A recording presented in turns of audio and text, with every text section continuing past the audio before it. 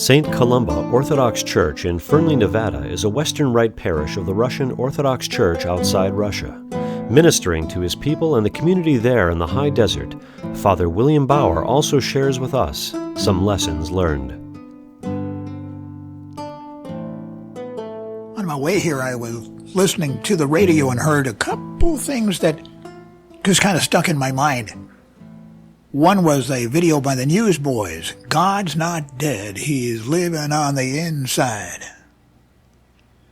Then another one was from a very conservative, fundamentalist type of radio station where there was a song which talked about only His Word can heal us. Only His Word can save us. Sounded like Bible worship to me. How does that all fit into a talk about the Nativity?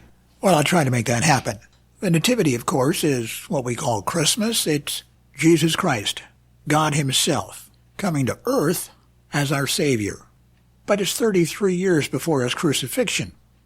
And if we take a look at His life, and our lives too, we find that things that we do that are worthwhile tend to come out of very small beginnings.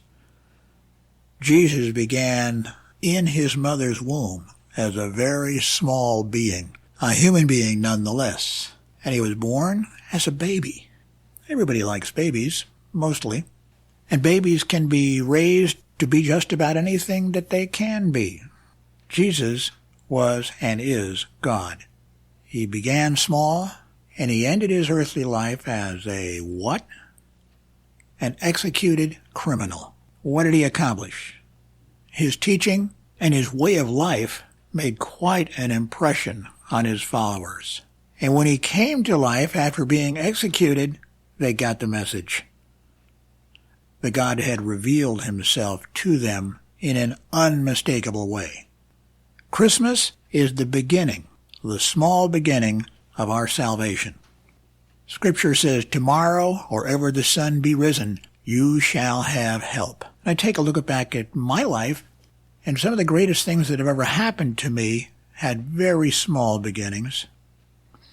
I remember at one time getting a job working for a small department in the state of Nevada where I was a complaint clerk. I had a great title, but let's be truthful, complaint clerk is where it's at.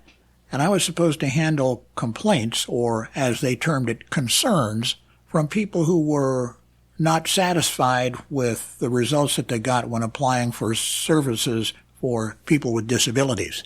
And I interviewed for the job, and I got the job, and got to my office. I had an office all by myself, and a secretary. I don't know what she did. Anyway, I didn't get a lot of phone calls. I didn't get a lot of people coming to my office, and I wondered what I was supposed to do. If I didn't have any people, how could I solve their problems? Well, I found a book on the shelf. It was a list of all of the nonprofit organizations in the state. And so I decided to write to each one of them and tell them about the program that I had. And I did. I wrote about 500 letters and had all the addresses to these people, so I mailed them to these people. And lo and behold, they went away. I didn't hear much back from any of them, but a couple days later, my boss called me. My boss was an administrator of a division of the state, and he says, well, we've been sued for $1 million, both you and me. I didn't quite know what to do with that. I'd never been sued for $1 million before. A few days later, I got a letter from the Attorney General who was handling the case. It's nice to know where your defense attorney is the Attorney General. Anyway, the Attorney General wanted me to list all of the agencies that I had contacted to tell them about the program that I operated. It seems like the person who complained and wanted the $1 million figured I was just sitting in my office smoking cigars and raking in my voluminous paycheck and doing nothing. Well, he was close to truth, but I was trying to do something, and I supplied the list, complete with names and addresses, of everybody that I had contacted in the first couple of weeks that I had had the job. Well, I never heard much more about it except I got a phone call telling me that the lawsuit had been dismissed.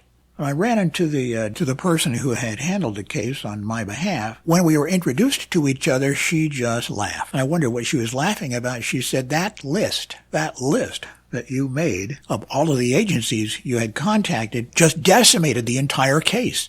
I didn't do anything special. But the point I'm trying to make is I didn't put the book on the shelf.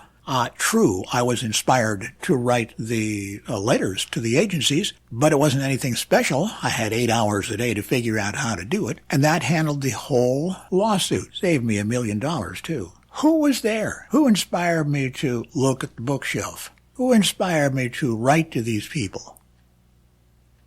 I think it was God.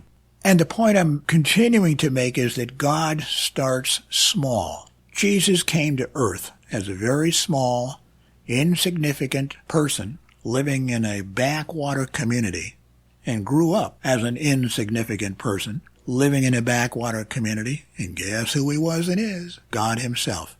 And once a year, we celebrate his birth because his birth is the beginning of our salvation.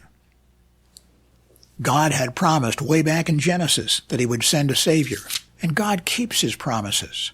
I try to tell my children that all the time. God keeps his promises. The Nativity is a promise kept. Father William Bauer is the rector of St. Columba Orthodox Church in Fernley, Nevada. The music you hear is Teller of the Tales by Kevin MacLeod, Incompetech.com, licensed under Creative Commons by Attribution 3.0 license. This has been a Western Rite Radio production. Please find us at WROradio.com.